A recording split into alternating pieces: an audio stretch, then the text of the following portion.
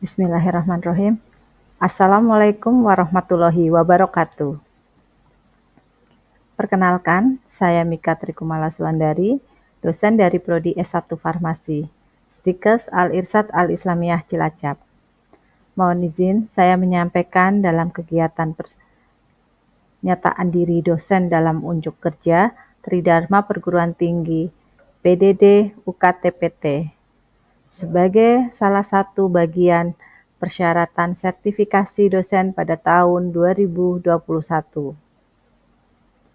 Dalam video ini, pernyataan diri saya sebagai dosen dalam bidang pengajaran yang berisi mata kuliah yang saya ampu, yaitu farmakologi dan toksikologi.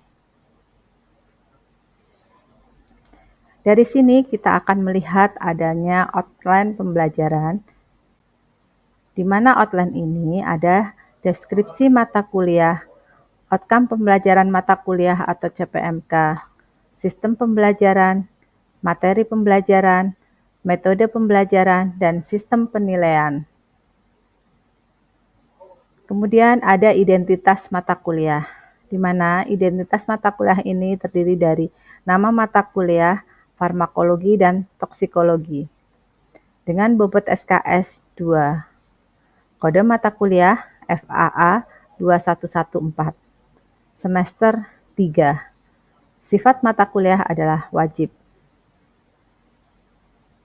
Deskripsi mata kuliah ini yaitu mata kuliah farmakologi dan toksikologi berisi pokok-pokok bahasan konsep dasar farmakologi toksikologi yang meliputi prinsip dasar kerja obat, farmakodinamik, farmakokinetik, pengembangan dan penilaian obat, efek obat sistem saraf otonom dan neuromuskular, kardiovaskular, keseimbangan air dan elektrolit.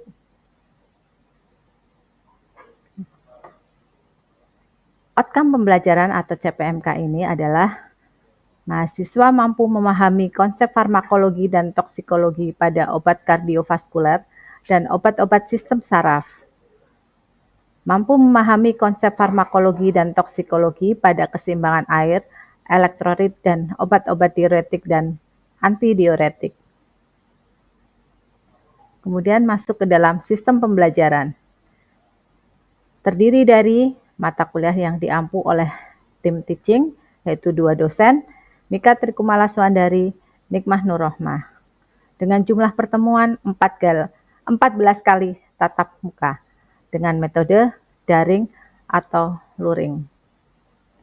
Dengan beban waktu pembelajaran 2 SKS, terdiri dari 2 kali 50 menit tatap muka yang terjadwal, 2 kali 60 menit belajar mandiri, 2 kali 60 menit kegiatan akademik terstruktur.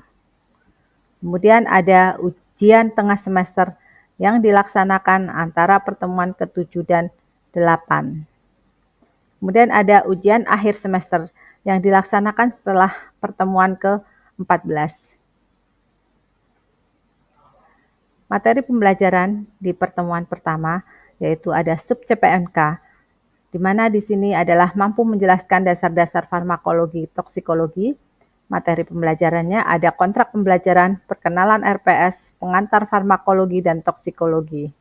Pertemuan kedua mampu menjelaskan proses dasar-dasar farmakologi toksikologi dengan materi pembelajaran, cara kerja serta efek obat terhadap fungsi organ tubuh secara umum. Pertemuan yang ketiga yaitu mampu menjelaskan dasar-dasar farmakologi dan toksikologi dengan mata pembelajaran prinsip-prinsip terapeutik, keamanan, dan efikasi pengobatan.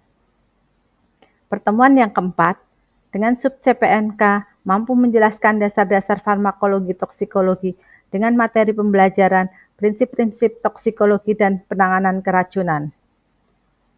Pertemuan yang kelima, sub CPMK dengan mampu menjelaskan dan memahami obat-obat kardiovaskuler. Materi pembelajarannya ada fungsi renil angiotensin dalam tubuh, cara kerja dan efek obat antihipertensi, serta kegunaan dan penggunaan secara klinis. Pertemuan yang keenam, sub CPMK mampu menjelaskan dan memahami obat-obat kardiovaskuler. dengan materi pembelajaran cara kerja dan efek obat antihipertensi, serta kegunaan dan penggunaan secara klinis. Berikut ada hafalan obat. Pertemuan ke-7, sub CPMK, keseimbangan air dan elektrolit dan obat-obat diuretik dan antidiuretik. Dengan materi pembelajaran yaitu cara kerja dan efek obat antidiuretik serta kegunaan dan cara penggunaannya secara klinis. Ada hafalan obat dan evaluasi materi. Kemudian di pertemuan ke-8 ada ujian tengah semester. Pertemuan yang ke-9, sub CPNK dengan mampu menjelaskan obat-obat sistem saraf otonom dengan materi pembelajaran hubungan antara neurotransmitter dan kerja obat otonom serta gangguan fungsi organ tubuh yang dipengaruhi oleh obat kolinergik dan antikolinergik.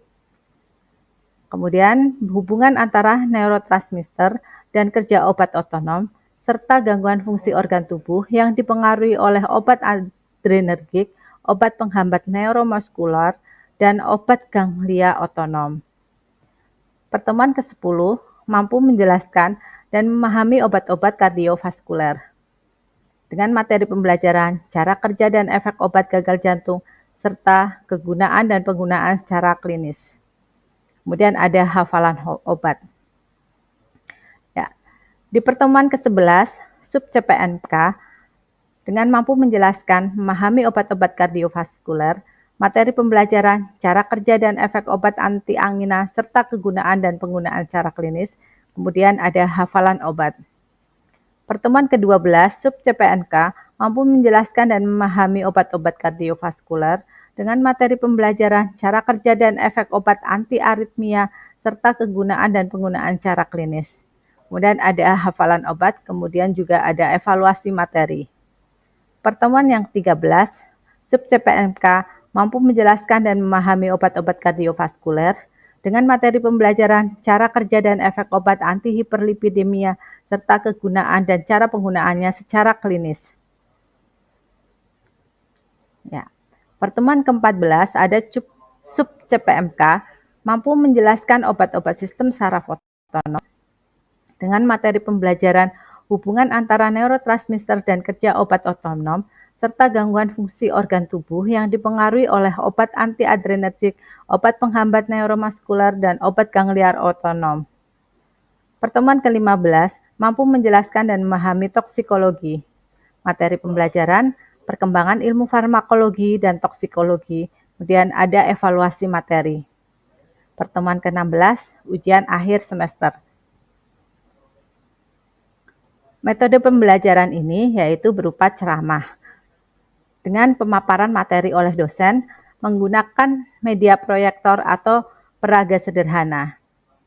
Discovery, mahasiswa sebelumnya diberikan topik materi untuk dipelajari sebagai bahan awal pembelajaran. Brainstorming, yaitu mahasiswa menyampaikan hasil discovery sebelumnya.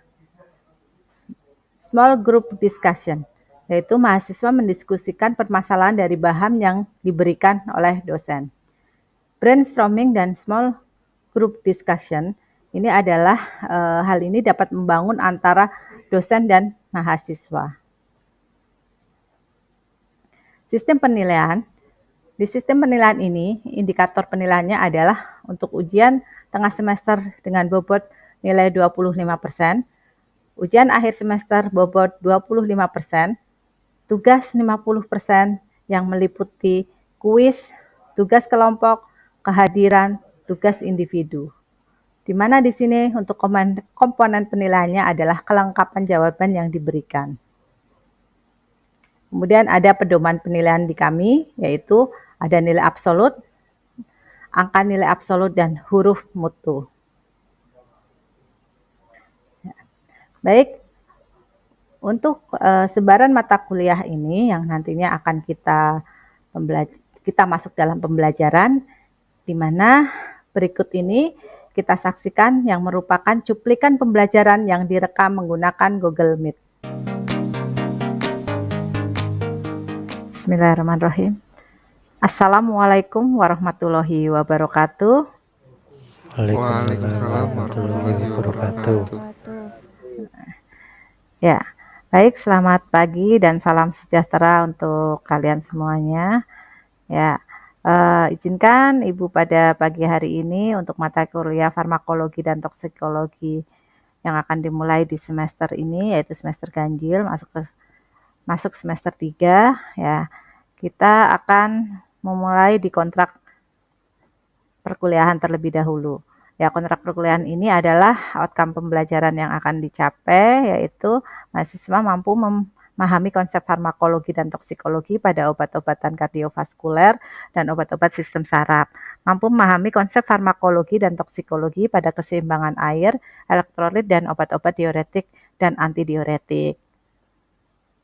Nah, di sini untuk mata kuliah farmakologi seperti biasa nanti ada penilaiannya, yaitu ada UTS, UAS, dan tugas ya. Nah, kalian sudah banyak tahu ya apa yang harus dipersiapkan. Nah, untuk itu kita langsung saja ya, kita mulai pada pembahasan definisi farmakologi ya. Jadi kalian sudah paham ya, tidak asing lagi dengan kata-kata farmakologi, karena farmakologi ini ya belajar tentang obat. Nah, farmakologi itu berasal dari bahasa Latin yang terdiri dari dua kata, yaitu farmakon dan logos, di mana farmakon itu adalah obat, logos adalah ilmu. Nah, untuk itu farmakologi itu sendiri memiliki arti, yaitu ilmu yang mempelajari tentang obat. Ya. Juga di farmakologi ini juga akan mempelajari interaksi obat dengan organisme hidup ya. Nah, ada studi tentang integrasi sifat-sifat zat kimia juga di dalamnya. Nah, terus kita lihat ya di sini, apa sih obat, yang dikatakan obat itu seperti apa dalam farmakologi ini ya. Jadi obat adalah zat kimia selain makanan yang punya pengaruh atau dapat menimbulkan efek pada organisme hidup. Nah, untuk itu di sini juga kita harus mengetahui ya sumber obatnya itu dari mana. Misalkan sumber obat itu berasal dari tumbuhan, hewan, mineral ya, sintetis, bioteknologi, dan lainnya.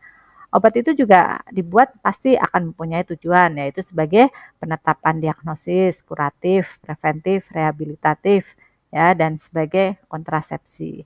Ya, saya kira ini juga sudah banyak paham ya, karena materi saya sudah saya share terlebih dahulu, ya, jadi mungkin sudah bisa memahami untuk materi di farmakologi dan toksikologi ini. Nah, kemudian dari cabang ilmu farmakologi yang ada ya, karena farmakologi itu mempunyai perkembangan-perkembangan yang pesat, maka cabang ilmu farmakologi ini dibagi ada beberapa macam. Di sini saya tampilkan ada 7 macam cabang ilmu farmakologi, diantaranya ada farmakodinamik, farmakokinetik, toksikologi, farmakologi klinik, dan lain-lain. Nah, untuk itu silakan dari definisi ini ya, kalian harus mengerti bahwa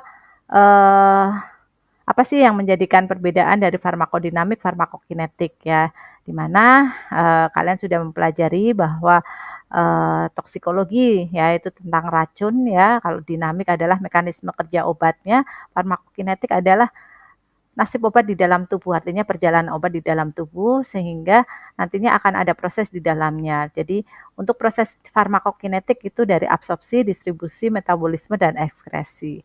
Nah, di sini juga ada biofarmasi ya, yang tadi juga sudah saya sampaikan bahwa biofarmasi ini sangat penting dalam arti untuk memberikan suatu pelajaran tentang formulasi obat terhadap efek terapeutiknya.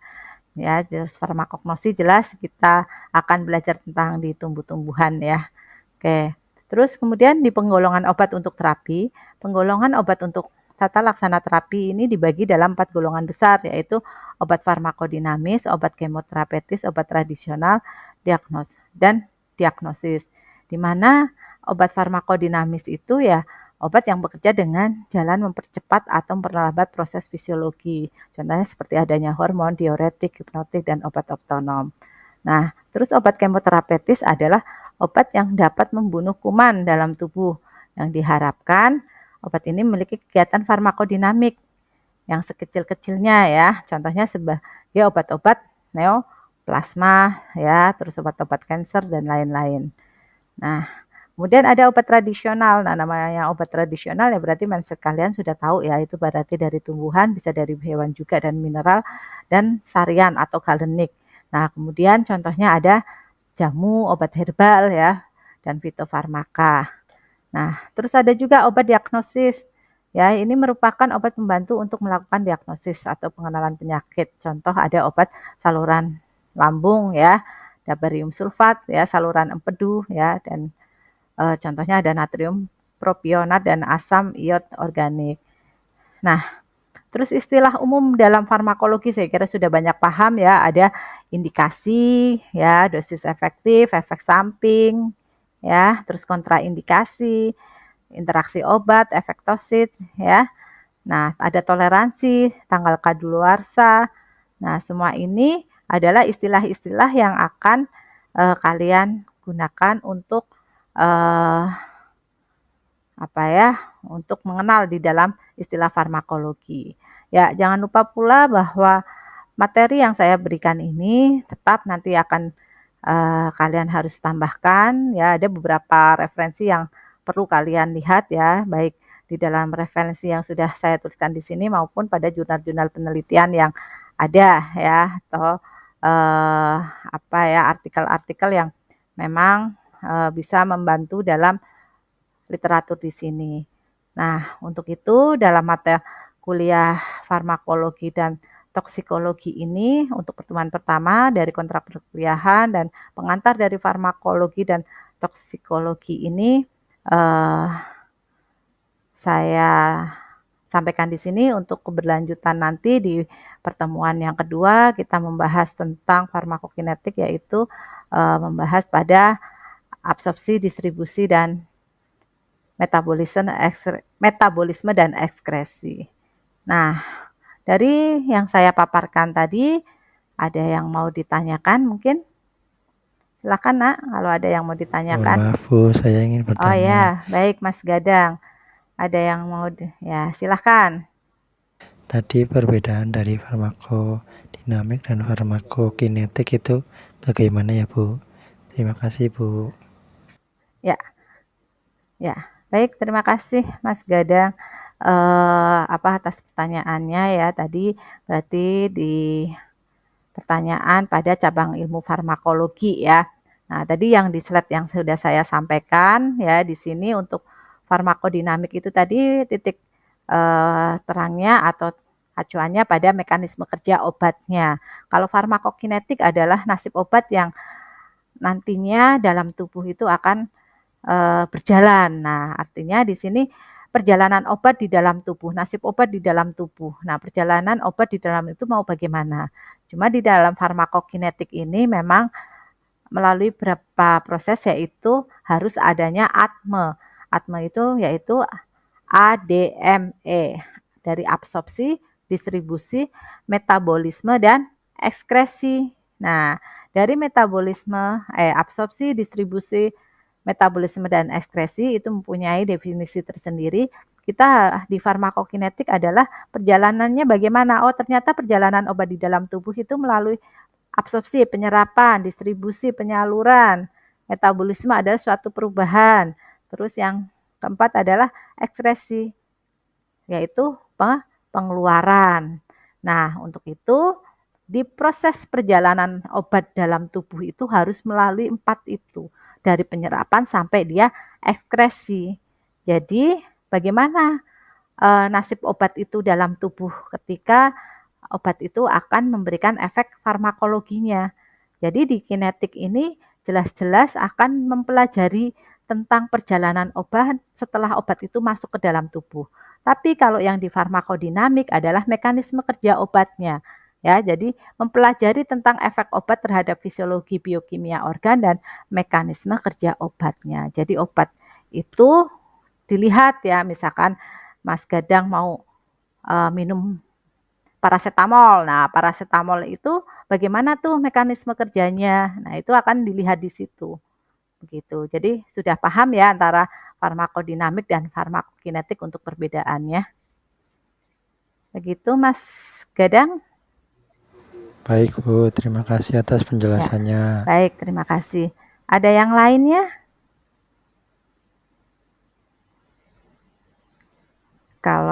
tidak ada memang untuk pengantar farmakologi dan toksikologi ini memang sudah cukup jelas ya, artinya kalian mengawali di farmakologi itu harus tahu sendiri, apalagi kalian farmasi ya. Nah, di sini harus mengerti dulu, ini adalah kompetensi kalian yaitu untuk mempelajari di obat. Nah, titik utama di farmakologi ini ya memang semua obat bersentral di sini ya. Jadi kalau belajar farmakologi ya kita melihat dari kesemuanya. Nah, tinggal nanti kalian kalau ini sudah mengerti, kalian akan mengaplikasikan tentang obat-obat yang akan digunakan atau yang punya indikasi. Nah, artinya farmakologi ini memang sangat menjadikan vital ya untuk di mata kuliah ini ya khususnya dan di kompetensi kita sebagai farmasi. Ya, untuk itu sebelum materi saya tutup, silahkan tugas yang Ibu berikan ya, tolong nanti dikerjakan ya tentang perbedaan di farmakodinamik farmakokinetik dari proses farmakokinetik ya. Ini sebagai individu ya, tugas individu silahkan nanti dikirim ke email saya.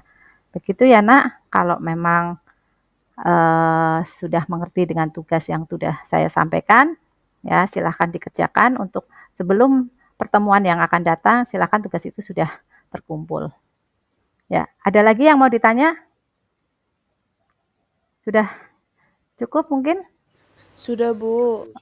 Oke, sudah cukup. Baik, kalau sudah cukup untuk materi kali ini saya sampai di sini dulu. Jangan lupa nanti absen ya yang sudah saya siapkan di Google Form. Tolong diisi. Ya, baik. Untuk itu saya tutup. Terima kasih atas perhatian dan kerjasamanya. Kurang lebihnya Ibu mohon maaf. Saya akhiri. Wassalamualaikum warahmatullahi wabarakatuh. Waalaikumsalam warahmatullahi wabarakatuh. Terima kasih, Terima Bu. kasih, Bu. Ya, sama-sama. Baik, dengan demikian paparan PDD UKT PT sampai di sini. Terima kasih atas perhatiannya. Kurang lebihnya mohon maaf dan semoga bermanfaat. Wassalamualaikum warahmatullahi wabarakatuh.